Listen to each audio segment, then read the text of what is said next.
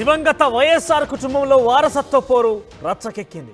July 8న పోటాపోటీగా వైఎస్ఆర్ 75వ జయంతి వేడుకలు జరపబోతున్నారు. అయితే షర్మిల ఆధ్వర్యంలో విజయవాడలో వైఎస్ జయంతి అక్కడ ఉత్సవాలు జరపబోతున్నారు. విజయవాడ సభకు రావాలని కాంగ్రెస్ నేతలకు ఆహ్వానాలు పంపించింది షర్మిల. వైఎస్ జయంతి రోజు పులివెందులలోనే జగన్ ఇడుపులపాయ కార్యక్రమంలో పాల్గొనున్నారు. ఇక జయంతి వేడుకలు నిర్వహించాలని వైసీపీ పిలుపునిచ్చింది. ఏపీ వ్యాప్తంగా సేవా కార్యక్రమాలు చేపట్టాలని సజ్జల కూడా పిలుపునిచ్చారు.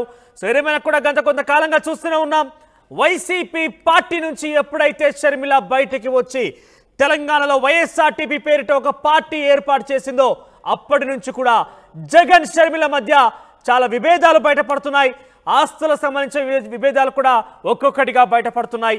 పంపకాల విషయంలో కూడా ఒక్కొక్కటిగా రచ్చకెక్కుతున్నాయి. ఈ నేపథ్యంలోనే ఏకంగా తండ్రి దివంగత నేత మాజీ ముఖ్యమంత్రి వైఎస్ రాజశేఖర రెడ్డి జయంతి ఉత్సవాల విషయంలో కూడా ఈ యొక్క పోరు రచ్చకెక్కిందని చెప్పాలి. 75వ జయంతి వేడుకలు ఏవైతే ఉన్నాయో అవి వేర్వేరుగా నిర్వర్తిస్తున్నారు.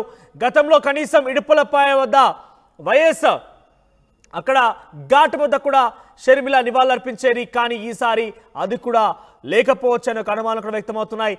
జగన్ పులివెందుల ఇడుపులపాయ వద్దే వైఎస్ ఘాట్ వద్ద ఆయన నివాళులర్పించే అవకాశం ఉంది. కానీ షర్మిల మాత్రం విజయవాడలో ఉత్సవాలు నిర్వహించేందుకు సన్నాహాలు రూపొందిస్తోంది. జయంతికి సంబంధించి అక్కడ వేడుకలు జరపబోతున్నారు. కాంగ్రెస్ పార్టీ అధిష్టానం నుంచి తనకి కాంగ్రెస్ పార్టీకి ఆ నాయకులకు కూడా ఆహ్వానం అందించింది.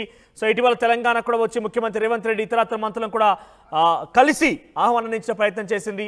సో మొత్తం మీద వైఎస్ కుటుంబంలో ఇద్దరి మధ్య అన్నా చెల్లెల మధ్య పోరు రచ్చకెక్కింది మరోసారి.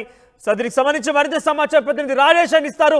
ఎస్ రాజేష్, సో ఇద్దరి మధ్య పోరు కొంతకాలంగా నడుస్తున్నది. పొలిటికల్గా కావచ్చు, ఆస్తుల పంపకాల విషయంలో కావచ్చు.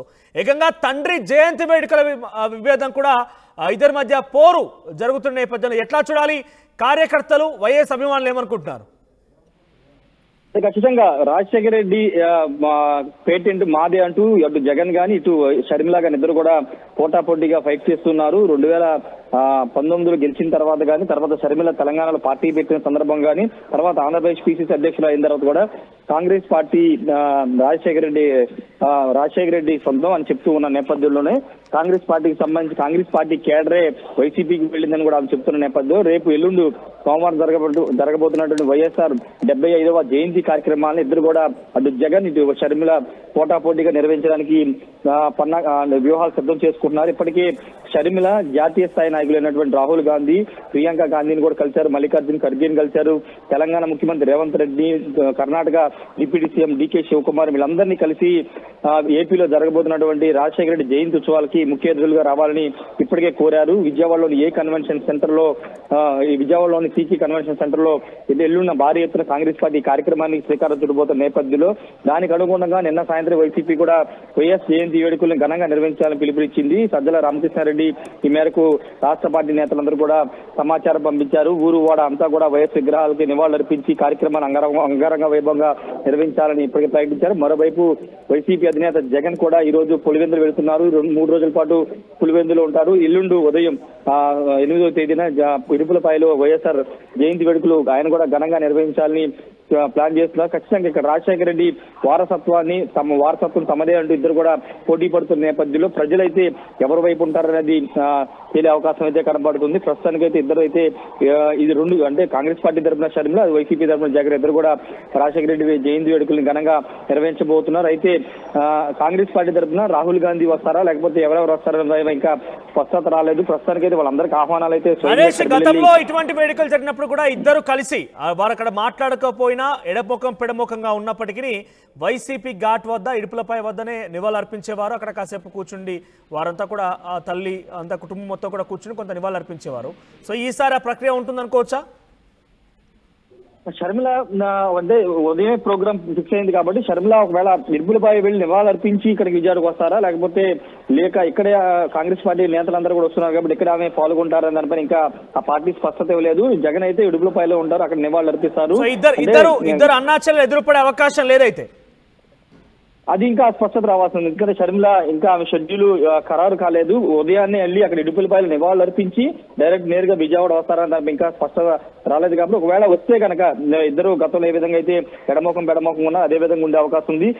ఒక అరగంట గ్యాప్ లో ఫస్ట్ ఒకళ్ళు వచ్చి నివాళులు అర్పించిన తర్వాత మరి తర్వాత జగన్ వచ్చి నివాళులు అర్పించే అవకాశం కనబడుతుంది. ఎదురెదురుగా పడే అవకాశం అయితే లేదు. మరోవైపు ఇక్కడ విజయమ్మ పాత్ర కూడా చాలా కీలకంగా మారింది. ఇప్పుడు విజయమ్మ జగన్ వైపు వెళ్తారా, షర్మిల వైపు వస్తారనే దానిపైన కూడా పెద్ద ఎత్తున రాజకీయంగా చర్చ జరుగుతుంది. విజయమ్మ షర్మిల ఈ మీటింగ్ కి జయంతి వేడుకలో విజయమ్మ కూడా పాల్గొంటారని ఒక ప్రచారం జరుగుతుంది. మరోవైపు వైసీపీ మాత్రం విజయమ్మ ఇడుపులపైకే వస్తారని కూడా అక్కడ చెబుతున్న నేపథ్యంలో ఇప్పుడు విజయమ్మ ఎటువైపు, కూతురు వైపు నిలబడతారా, కుమారుడు వైపు నిలబడతారా అనేది చూడాల్సిన అవసరం కనబడుతుంది. ఆల్రెడీ ఎన్నికల ముందు మనం చూసాము, షర్మిలాని గెలిపించండి అంటూ వైఎస్ విజయమ్మ అమెరికా నుంచి ఒక వీడియో పంపిన నేపథ్యం చూసి అప్పుడే పెద్ద ఎత్తున చర్చ జరిగింది. అవినాష్ రెడ్డికి వ్యతిరేకంగా, వైసీపీ వ్యతిరేకంగా విజయమ్మ షర్మిలాని గెలిపించాలని కోరిన నేపథ్యం కూడా చూసాం. కాబట్టి ఇప్పుడు షర్మిల తన కూతురు వైపు నిలబడి రాజశేఖర రెడ్డి జయంతి వేడుకలో పాల్గొంటారు, లేకపోతే కుమారుడు వైపు నిలబడి అక్కడ జయంతి వేడుకలో పాల్గొంటారని చూడాల్సిన అవసరం అయితే. షర్మిల నిర్వహించేటువంటి జయంతి వేడుకలకు ఎవరెవరు హాజరు కాబోతున్నారు? ఇప్పటికే తెలంగాణకి సంబంధించి ముఖ్యమంత్రి ఇతర మంత్రులకు కూడా ఆహ్వానం అందించింది. సో అధిష్టానం, కాంగ్రెస్ అధిష్టానం నుంచి ఎవరెవరు రాబోతున్నారు, దాని గురించి అప్డేట్స్ ఏంటి? అంటే ఆహ్వానాలు అయితే జాతీయ స్థాయి రాహుల్ గాంధీ వీళ్ళందరికీ కూడా ఆహ్వానాలు వెళ్ళాయి. స్వయంగా షర్మిల వెళ్లి ఆహ్వానం పంపారు. కాబట్టి అంటే ఇక్కడ వ్యూహాత్మక జయంతి వేడుకలు నిర్వహించడం ద్వారా కాంగ్రెస్ పార్టీని బలోపేతం చేయడం, స్ట్రెంథనింగ్ చేయడం, జాతీయ నాయకులు తీసుకొచ్చి కాంగ్రెస్ పార్టీ బలోపేతం చేయాలనేది షర్మిల వ్యూహంగా కనబడుతుంది. ఎందుకంటే ఈ కార్యక్రమం ఉంది కాబట్టి రాజశేఖర రెడ్డిని ఉపయోగించి, జయంతి వేడుకను ఉపయోగించుకుని జాతీయ నాయకులు తీసుకొచ్చి మరింత స్ట్రెంథనింగ్ చేయాలి, రాబోయే ఎన్నికల మీద ఫోకస్ పెట్టాలనేది షర్మిల వ్యూహంగా కనబడుతుంది. అందుకే జాతీయ స్థాయి నాయకులు పిలిపించి ఆహ్వానాలు అయితే అందించారు. ఇంకా ఎవరెవరు వస్తారన్న దానిపై కాంగ్రెస్ పార్టీ కూడా స్పష్టత ఇవ్వలేదు. ఈ రోజు సాయంత్రం లేదా రేపు ఉదయానికి ఎవరెవరు వస్తున్నారో దానిపైన కాంగ్రెస్ పార్టీ ఖరారు చేసి లిస్టు ప్రకటించే అవకాశం అయితే కనబడుతుంది. మనోజ్. రైట్ రాజేష్, ఇక దివంగత వైఎస్ఆర్ కుటుంబంలో మరోసారి విభేదాలు బయటపడుతున్నాయి. ఇద్దరు వేర్వేరుగా ఈ వేడుకలు జరుపుతున్నారు. షర్మిల విజయవాడలో కాంగ్రెస్ అధిష్టాన పెద్దల్ని కూడా కొంత ఆహ్వానించినట్టు తెలుస్తోంది. విజయవాడలో వేడుకలు జరపబోతోంది. ఇక జగన్ పులివెందుల్లోనే ఈ వేడుకలు జరిపే అవకాశం కనబడుతోంది. ఈ రోజు నుంచి మరో 3 రోజుల పాటు కడప జిల్లాలోనే జగన్ పర్యటన ఉండబోతోంది. ఇందులో భాగంగానే ఇడుపులపాయ వద్ద వైసీపీ ఘాట్ వద్ద నివాళులర్పించబోతున్నారు. దాదాపుగా ఇద్దరు కూడా వేర్వేరు సమయాల్లోనే ఆడికి వచ్చి నివాళులర్పించే అవకాశం కనబడుతోంది. ఇక రాష్ట్ర వ్యాప్తంగా వైసీపీ శ్రేణులకి ఇప్పటికే వైసీపీ పార్టీ అధిష్టానం పిలుపునిచ్చింది. జయంతి వేడుకలు జరపాలంటగా కూడా పిలుపునిచ్చే పరిస్థితి కనబడింది. సో ఏదేమైనా కూడా రాష్ట్ర వ్యాప్తంగా అటు ఆంధ్రప్రదేశ్ రాష్ట్ర రాజకీయాల్లో ఒక్కసారిగా ఇద్దరి మధ్య విభేదాలు బయటపడడంతో వైసీపీ అభిమానుల్లో మరొక ఆందోళన కూడా మొదలైంది.